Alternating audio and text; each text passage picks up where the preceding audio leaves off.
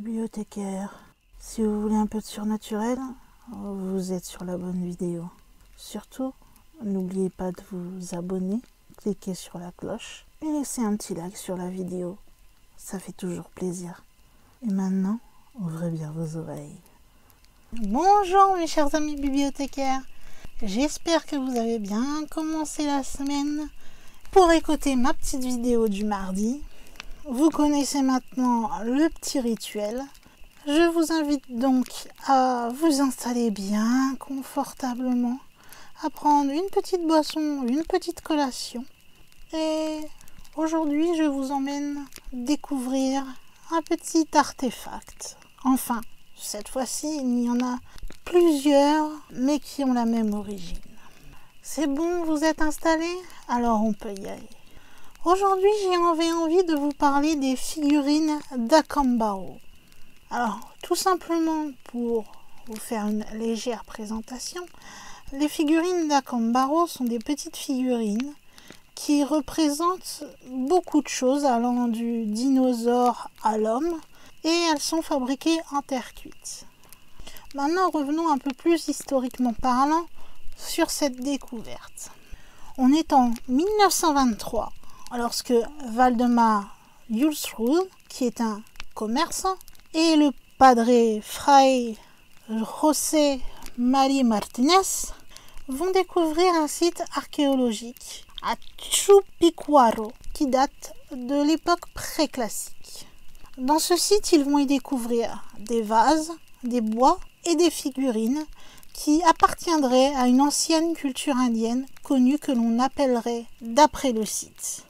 Et elle daterait d'environ jusqu'à 100 ans avant Jésus-Christ. Ça veut dire qu'ils étaient antérieurs aux Indiens Tarascans, qui étaient à ce moment-là la plus vieille culture indienne connue. Cette découverte va finalement soulever pas mal de polémiques, puisque la paternité de celle-ci va être contestée par un collectionneur rival. Mais vous verrez qu'il n'y aura pas que ça comme problème. Alors sachez que je vais vous parler spécialement des figurines d'Akambaro dans cette vidéo, mais qu'il y a eu un autre artefact qui a été trouvé à cet endroit, ou donc plusieurs qui sont des roches, dont je vous parlerai sans doute dans une prochaine vidéo, peut-être pas la prochaine forcément sur les artefacts, mais je l'ai noté et je vous en parlerai séparément car toutes les deux ne veulent pas dire la même chose, on va dire. Mais revenons-en à notre ami Valdemar. Quelques années plus tard, nous partons alors en juillet 1944, Valdemar est alors âgé de 69 ans.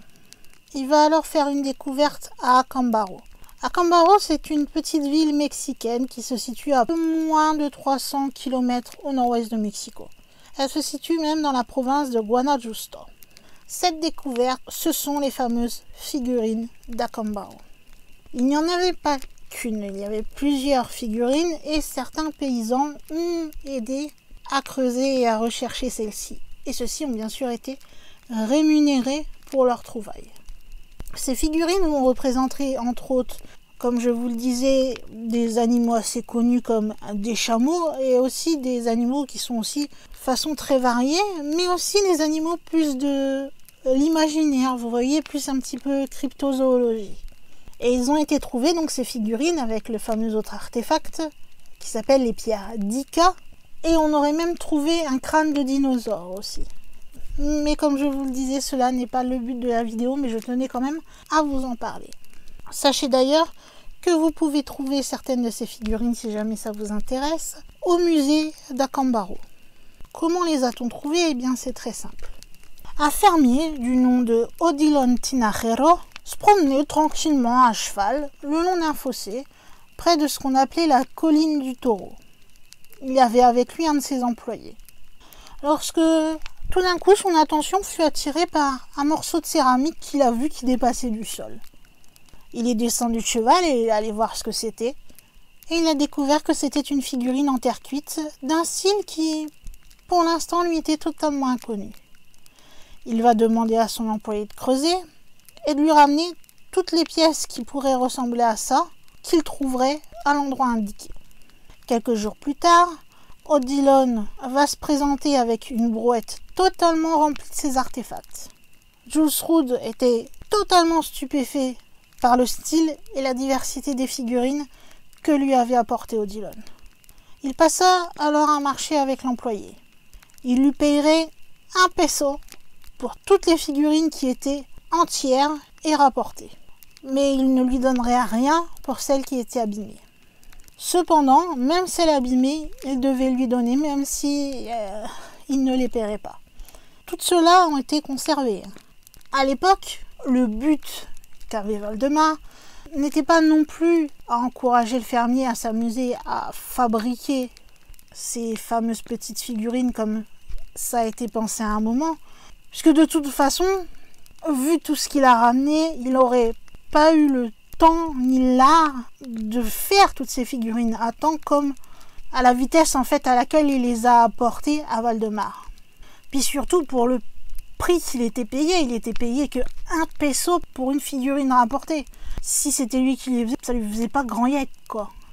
Donc le but de Valdemar c'était plutôt de contraindre ce fermier à fouiller plus avec une extrême précaution, puisqu'il savait qu'il aurait 1 peso, plus il trouverait de ces figurines, plus il fouillerait et en trouverait, plus ça pourrait possiblement lui rapporter de l'argent si elles étaient en bonne condition.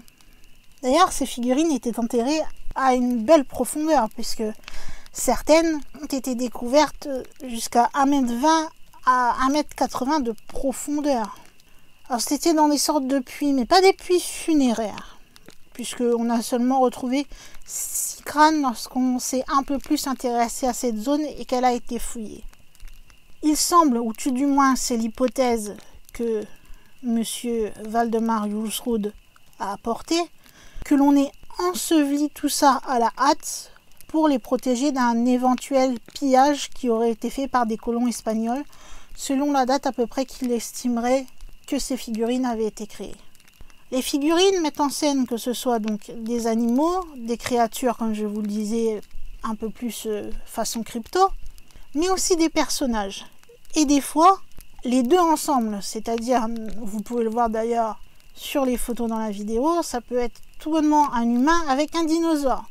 Théoriquement, si on en suit l'histoire telle qu'on l'a appris, les deux n'ont pas coexisté. Donc ce n'est pas possible. Toutefois, on dit que ces figurines ont un style naïf et assez hétérogène. On peut y trouver des animaux qui soient du monde entier, que ce soit chiens, vaches, hippopotames, éléphants, lapins, dromadaires, et comme je vous disais, des créatures plus fantaisistes, mais aussi des dinosaures. Certains spécialistes qui ont observé ces figurines ont identifié parmi ces dinosaures des brontosaures, des stégosaures, des tyrannosaures rex, des dimétrodons, etc. Selon Don Patton, seuls 10% des figurines représenteraient des dinosaures. Les autres, comme je vous disais, qui sont plus fantastiques, quant à elles, représentent plus des sortes comme des dragons ou des griffons, par exemple. Parmi les figurines humaines, Denis Swift, qui est créationniste, va reconnaître dans celle-ci des personnes qui sont d'origine complètement différente. On peut avoir des Inuits, des Asiatiques, des Africains, des Caucasiens avec une barbe. Et comme je vous le disais juste avant, ces personnages sont parfois sculptés en train d'interagir avec nos dinosaures. Vous avez des figurines qui montrent des dinosaures qui attaquent des humains, des cavaliers qui se servent de reptiles comme monture, ou des scènes zoophiles entre hommes et dinosaures par exemple. Ça, vous vous doutez que je ne vais pas vous mettre en image de fond d'écran, hein, on est bien d'accord. Et d'autres figurines vont être un peu plus atypiques. On a plusieurs d'entre elles qui vont représenter comme des sortes de petits sarcophages égyptiens. C'est comme si aussi certaines représentaient une copie d'œuvres d'art mésopotamiennes. Charles Hapgood, qui est un professeur d'histoire et d'anthropologie à l'université du New Hampshire, est le premier scientifique qui va s'intéresser à ces figurines. Il va décider de les faire analyser par un laboratoire d'isotopes au New Jersey en 1968 et l'université de Pennsylvanie en 1972. En 1968, Charles va demander au laboratoire Isotope Inc. d'analyser 3 échantillons via une méthode de datation carbone 14. Les résultats qui auraient été trouvés dateraient ces figurines d'à peu près 1640 avant Jésus-Christ, 4530 avant Jésus-Christ et 1110 avant Jésus-Christ. Chaque figurine a une date différente et n'aurait pas été sculptée à la même période, si vous préférez. En 1972, le MASCA, qui est le Museum Applied Science Center for Archaeology, qui se trouve à l'Université de Pennsylvanie, lui aussi donc va réaliser plusieurs analyses, mais eux vont utiliser une technique qui était alors très peu utilisée et commençait seulement à faire parler d'elle, c'est la datation par thermoluminescence. Les résultats, eux, sont un peu différents entre guillemets, mais on reste sur du avant Jésus-Christ puisque cette datation a permis donc de situer ces figurines aux environs de 2500 avant Jésus-Christ. On va recommencer des analyses par thermoluminescence en 1976 et c'est Gary Carivo et Mark Hahn qui vont les conduire sur environ une vingtaine de figurines. Ils ont pu donc, lors des tests, voir que les statuettes ou figurines, c'est selon comment vous les appelez, avaient été cuites à des températures qui étaient comprises entre 490 et 650 degrés. Ça a montré également que la méthode classique de datation par thermoluminescence à haute température ne pouvait pas fonctionner sur ces figurines. C'est ce qui arrive, puisque c'est pas exceptionnel apparemment. On nous précise que sur de la céramique, ça arriverait que de temps en temps, on ne puisse pas non plus utiliser la datation par thermoluminescence.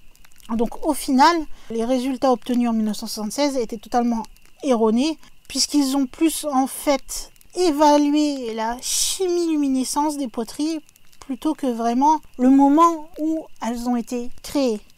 Si vous voulez, ils ont pu plus dater la roche utilisée ou l'argile utilisée pour les faire, mais pas le moment où elles ont été faites, si vous comprenez un peu mieux. Carivo a quand même essayé de faire des estimations en utilisant d'autres méthodes. Et il a pu à peu près en déduire que les statuettes, elles avaient été cuites, selon lui, dans les années 30 ou 40. Et c'est là que commence le problème et la grande question. Puisque dans certains tests, on nous dit qu'elles sont d'avant Jésus-Christ, et lui, selon ce qu'il a étudié et ses estimations, disent qu'elles sont plus récentes et qu'elles ont à peine quelques années, puisque je vous rappelle qu'on est en 1976, donc années 30-40, en 76, c'est pas si loin que ça au final. Et c'est en fait le gros problème qui va se poser avec ces figurines tout au long des ans. En 1996, il va y avoir une émission qui s'appelle Jurassic Art qui va parler de ces fameuses figurines. Un archéologue du nom de Neil Stead va faire analyser 2 figurines issues de la collection donc de notre ami Jules Roode. Un visage humain que Stead, lorsqu'il l'a vu, a pensé qu'il était authentiquement précolombien, et une statuette de dinosaure. Les résultats de ces analyses ont montré que le visage humain était vieux de 400 ans et que le dinosaure était âgé, lui, de 1500 ans. Stead va alors avancer une hypothèse sur le fait que ces échantillons, en fait, auraient été contaminés, ce qui pourrait expliquer le dernier résultat obtenu. Car selon lui, la figurine de dinosaure, sa texture est beaucoup trop fine, en fait, si vous voulez, pour avoir résisté au temps et avoir duré plus de 20 ans comme ça dans le sol rocailleux et abrasif de la région dans laquelle ils étaient trouvés.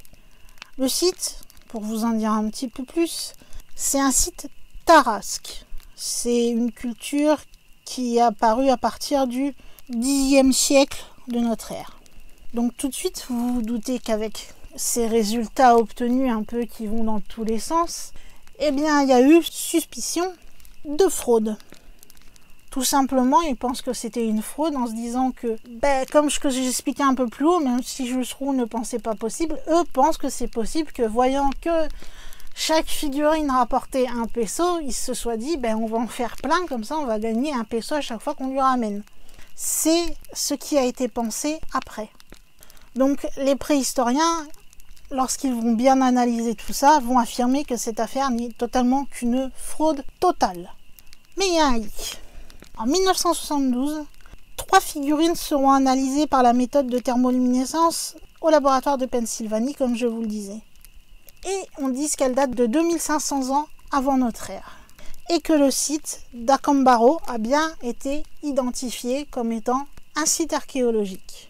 Donc du coup, quelque part, ils ne savent plus sur quel pied danser, fraude ou pas fraude. Sachez qu'au total, Odilon et ses deux fils ont récolté 32 000 figurines pour le compte de Jules Rood. Et lui savait juste à peine lire et écrire, hein, au passage. En 1945, on savait quasiment rien des dinosaures et de la faune préhistorique. Donc, selon certains, c'est assez absurde de penser que ces gens aient pu sculpter ces figurines sans rien y connaître au final. Parce que si Jules Rood, qui était, on va dire, un peu plus éduqué que notre fermier et ses fils, savait à peine lire et écrire, on se doute que Odilon et ses enfants n'étaient pas plus cultivés. Donc, si on ne savait pas grand-chose sur les dinosaures, voire rien du tout sur ceux-ci à cette époque-là, comment eux auraient pu le savoir et connaître des détails pour les sculpter? Ceux qui croient que ces artefacts sont authentiques vont être divisés en 3 groupes différents. Vous avez les cryptozoologues qui pensent que ces figurines sont tout simplement une preuve d'une population relique de dinosaures dans la région qui ont pu entrer en contact avec les humains. Vous avez ceux qui croient que ces figurines ont été tout simplement abandonnées par des extraterrestres interdimensionnels qui voyageaient à l'époque des dinosaures et ainsi, plus tard, ont pu apporter leurs connaissances au peuple d'Amérique centrale. Et vous avez plutôt ce qu'on appelle les créationnistes de la jeune Terre qui, eux, prétendent que les humains et les dinosaures devaient à un moment donné coexister pour s'adapter à une interprétation des chapitres 1 à 11 de la Genèse dans la Bible. Et c'est pas moi qui le dis, hein. Je précise, ce sont certains qui ont étudié ces figurines. Si on suit la logique, les artistes qui ont façonné ces scènes n'appartenaient pas à une civilisation technologiquement avancée. S'ils avaient voulu, par exemple, reproduire un avion ou un engin spatial, par exemple, ils auraient tout simplement dessiné des engins de manière assez réaliste. Et on sait qu'ils n'ont pas utilisé la roue non plus pour faire le design, que ce soit des pierres d'Ica, donc comme je disais qu'on verra dans une autre vidéo, comme pour ces figurines, puisque cette technologie de la roue était totalement inconnue à cette époque. Tout ce qu'on peut dire en fait de quasiment sûr quelque part, c'est que ceux qui ont fait ces figurines n'ont fait tout simplement que reproduire des choses qu'ils voyaient au quotidien ou des choses qu'on leur a retranscrit oralement. Et peut-être des fois ils comprenaient peut-être pas vraiment ce qu'on leur racontait, mais ils faisaient que le resculpter avec leurs figurines. Il y a une chose qui fait dire que ceux qui ont fait ces artefacts ne devaient pas être très cultivés et avoir peu de connaissances. Mais c'est plus relatif par rapport à la pierre d'Ica où on voit une opération de greffe de cœur. Donc je ne rentrerai pas dans les détails. Mais comme tous les deux sont corrélés, donc je suis obligée de vous donner quand même l'information. Avec toutes ces années, on a eu plusieurs pistes selon donc les chercheurs. Savoir si c'est une fraude ou non, quelque part, on ne le saura jamais. Car qui peut dire que c'était une fraude, sachant que dans le monde entier, on a trouvé des objets qu'on ne pensait même pas qu'ils existaient à cette époque. Que ce soit le mécanisme denticitaire, dont je dois parler aussi dans une autre vidéo, des modèles réduits d'avions, des accumulateurs à piles sèches. D'ailleurs, vous pouvez voir un article sur btlv.fr sur ce sujet, sur ce vieil artefact trouvé qui serait apparemment un ancien accumulateur à piles sèches. Ou encore, on a aussi trouvé des cartes anciennes qui reproduisaient le monde bien avant que la dernière glaciation ait lieu. Sans oublier tous les vestiges qu'on a pu retrouver sur les sites archéologiques qui restent encore aujourd'hui une énigme, comme je suppose que vous connaissez tous le Sphinx qui se trouve près de la pyramide de Gizeh, par exemple, qui a été daté à une époque où théoriquement l'homme que l'on appelle civilisé n'était pas censé exister. Donc pourquoi on ne peut pas appliquer cela aussi à ces figurines comme on a appliqué au mécanisme denticitaire ou au Sphinx et se dire comment c'est fait et accepter qu'on n'ait pas d'explication et que ce sont peut-être vraiment de vieilles figurines tout simplement. C'est sûr, on peut se demander qu'est-ce qu'on peut conclure de tout ça. Est-ce qu'il y avait vraiment des civilisations anciennes qui avaient une technologie si avancée qu'ils ont pu faire des choses si complexes alors qu'ils avaient peu de connaissances? Ou est-ce que dans l'histoire, il manque quelque chose comme une pièce au puzzle pour comprendre comment ils ont pu faire tout ça? Malheureusement, on ne le saura peut-être pas, ou peut-être qu'un jour, nous expliquerons comment ils ont pu fabriquer ces soi-disant faux qui passent des tests scientifiques rigoureux de datation, parce que même si la thermoluminescence a posé problème à un certain moment, le test du carbone 14 donnait bien des résultats qui étaient avant Jésus-Christ. Rappelez-vous de ce que j'ai dit plus haut dans la vidéo. Tout ce qu'on est sûr, c'est que ces figurines existent. Est-ce qu'elles sont fausses? Est-ce qu'elles sont vraies? Cela reste un mystère. Peut-être que ce seront des énigmes comme le Sphinx l'est toujours pour nous à l'heure actuelle. Cela dit, vous le savez, une énigme, c'est comme le paranormal. Ça ne veut pas dire qu'on ne trouvera jamais un jour une solution. Possiblement, on ne trouvera jamais de solution. Mais possiblement, on trouvera une solution et ça ne deviendra plus donc paranormal ou irrésolu, mais donc il y aura donc une réponse à l'énigme où la chose deviendra normale dans ce qui concerne le paranormal.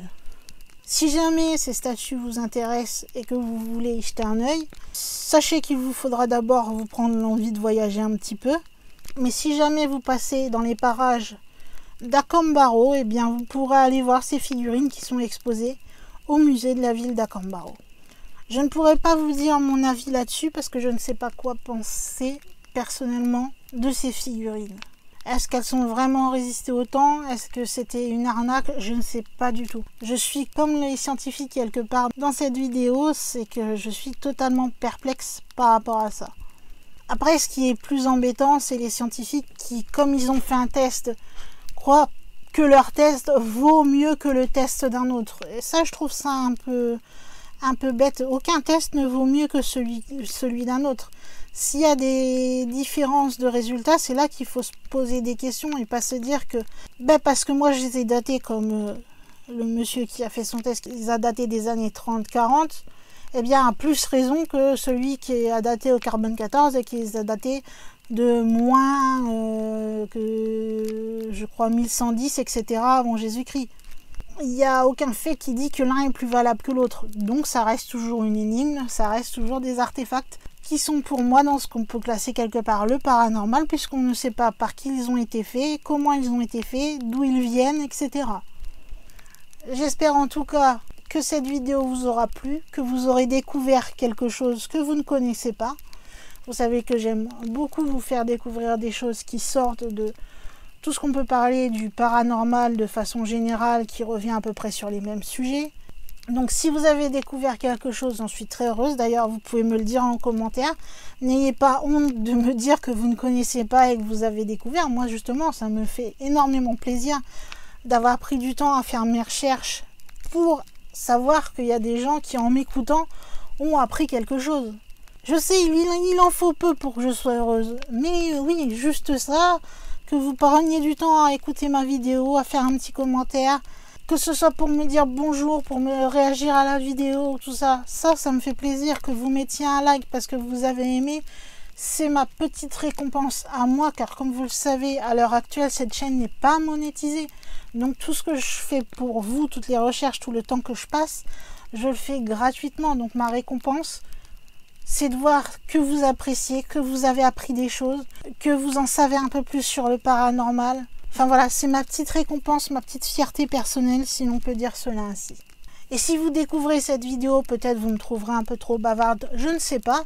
Mais si vous aimez ce genre de concept de vidéo qui parle du surnaturel dans les grandes largeurs, eh bien vous savez que vous pouvez vous abonner à ma chaîne, vous serez totalement les bienvenus. Et vous pouvez aussi activer la petite cloche pour vérifier ou pour activer le fait de recevoir toutes les notifications liées à la chaîne. Comme ça, vous recevrez une notification dès qu'une vidéo sera publiée. Si vous avez appuyé sur le bouton s'abonner, je vous souhaite alors la bienvenue parmi mes bibliothécaires. Ne vous inquiétez pas, il y a de la place dans ma bibliothèque, vous ne serez pas à l'étroit. Et pour terminer, eh bien vous savez que vous pouvez partager ce contenu partout où vous le voulez. Je remercie ceux qui me suivent régulièrement. Je vous embrasse car vous me permettez, sans vous en rendre compte, Votre soutien me fait un énorme bien. Et si j'arrête mes tergiversations, je crois qu'il va être temps pour moi, en tant que gardienne de cette bibliothèque, de fermer les portes de celle-ci, de vous dire à jeudi pour une autre vidéo.